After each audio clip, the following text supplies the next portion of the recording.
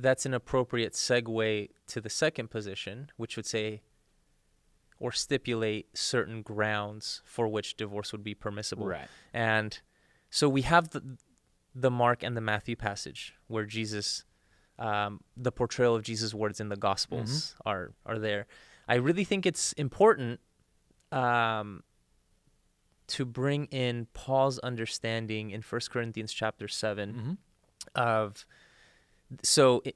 the situation. So essentially what you have in the letter to the Corinthians is this new church who is, I don't know, think of like if you were planting a church in Las Vegas, right? And it's a bunch of like ex-gamblers and strippers and all this kind of thing. And they just converted to Christ. And it was amazing.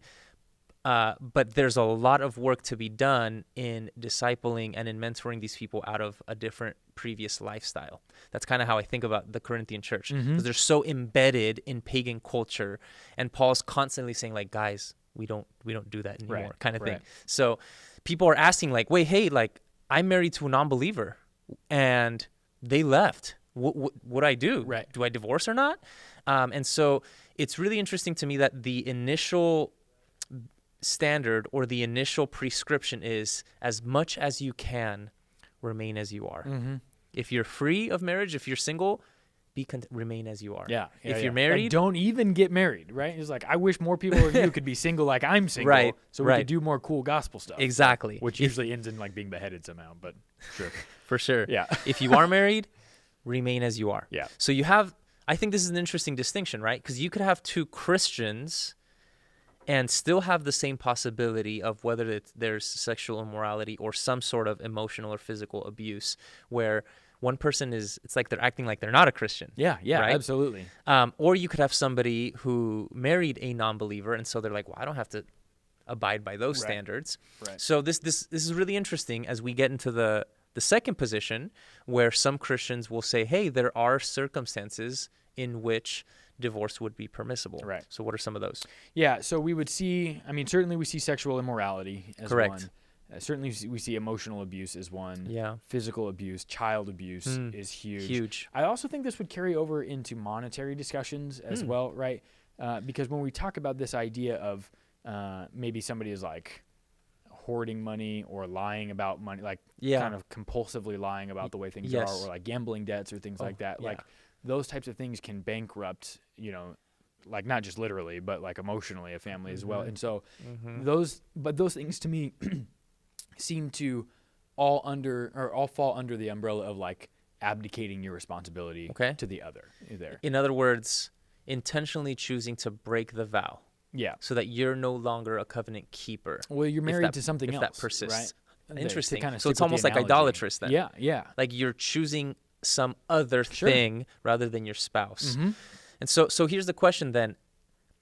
At what point do you know where that has been broken? Or whether it's like, no, like because no marriage is perfect. Right? My marriage isn't perfect. Yours isn't perfect. We all have disagreements. Yeah, you're right. Pretty close. You're close. There you go. Nice. That was for you, babe. There. We all have disagreements. We all have things we work on. Right. But there's a big difference between having a fight or even constantly having to work on a certain thing. Yeah, or a lapse. Right? Yeah. And saying like, no, this is so perpetual or so persistent that this is a covenant break. Yeah. So I guess the question I'm asking is, I think the no divorce ever position is neater just because you don't have to worry about the question, well, when was the covenant broken? Yeah, it's a lot less gray. Exactly. Because what happens with a position of, well, in certain situations, divorce seems to be permissible according to Paul in 1 Corinthians 7 or Matthew and Jesus in Matthew 19. Well, where do you draw the line then? And how would you know? Like, so if a spouse is an alcoholic or if a spouse is a gambling addict, or it doesn't even have to be addiction, but some other vice. Yeah. Like, how much is too much before you're saying, you know what, you've abdicated your duty, I'm out. Yeah, so I would say that there are a few telltale signs. When contrition is about the consequence, not about the offense. Okay. Right? So consequence versus offense is big to me in that conversation, right? So let's say if you're married to like a porn addict, right? And they just refuse to get help. And you catch them regularly, right, over whatever X amount of time would be. You're in counseling together. You're trying to work on it. You're trying to be intentional.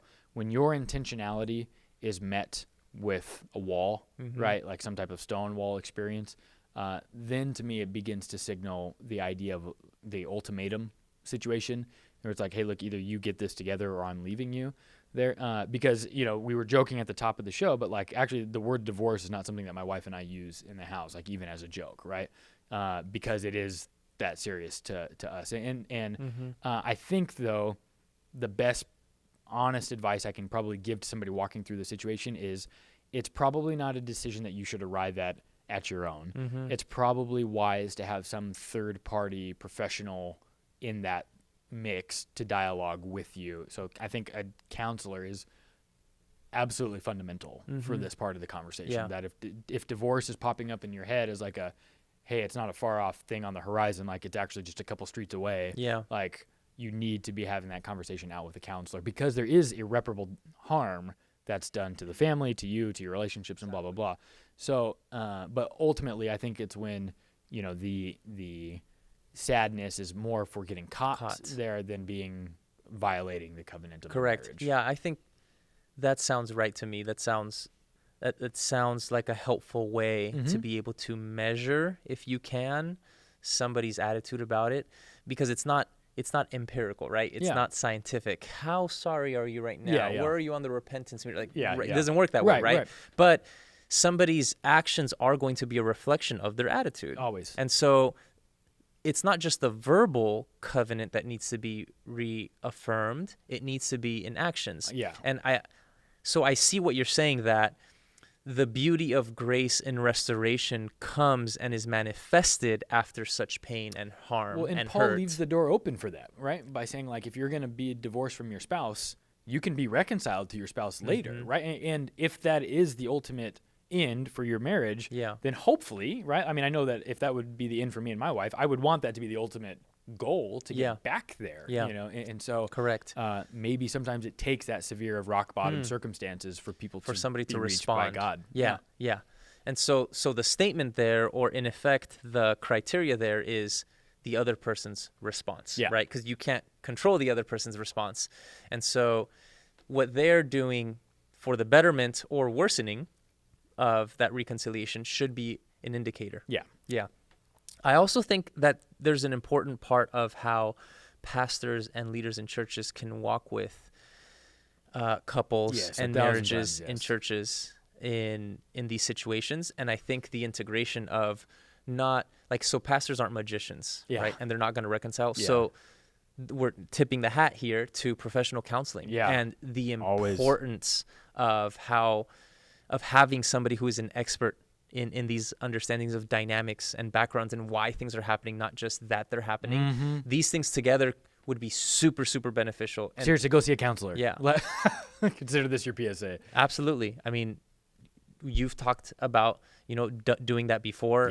I've seen, a counselor, and it's something that is so important to be able to complement just even self-awareness, right? And things like that. Always. So what's the book people can read if they want to dig into this I was going to reference. So this is hopefully a launching pad for this discussion. There's a book called Divorce and Marriage: 4 Christian Views. And essentially these 4 views are going to reflect different perspectives on divorce and remarriage, because that's another fascinating topic, right? Sure. What if you get divorced? Can you get remarried? Yeah. So view number 1 would be no divorce is permissible ethically for Christians, and obviously no remarriage. Yep. The converse would be divorce is permissible in the situation of adultery, but not remarriage. Then you have divorce is permissible and remarriage is permissible.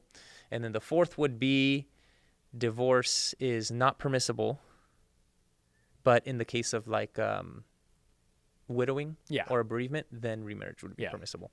So those 4 views, that would be a really, really good resource to continue that conversation for viewers. Yeah. Awesome. So good stuff, man.